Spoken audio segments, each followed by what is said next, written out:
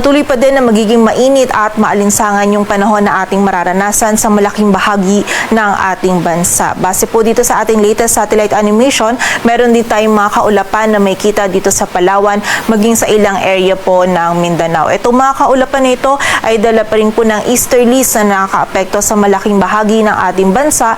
And ngayong gabi, meron pa rin tayong mga ina-expect na mga scattered na mga pag-ulan dito sa Palawan, maging sa bahagi ng Zamboanga Peninsula, Misamis Occidental, Lanao del Norte, Lanao del Sur at sa bahagi din po ng Basilan. Mostly mga light to moderate po yung mga pag-ulan nito, but possible pa rin po yung mga short period or short duration ng malakas na pag-ulan. Kaya naman doble ingat pa rin para sa ating mga kababayan sa posibilidad ng mga pagbaha at pagguho ng lupa. While for the rest of the country naman po, meron din tayong mga posibilidad ng mga biglaan ngunit mga panandali ang pag-ulan lamang, dala pa rin ng easterlies. Sa ngayon, wala pa po tayong monitor na bagyo or LPA na maaaring makaapekto dito sa ating bansa.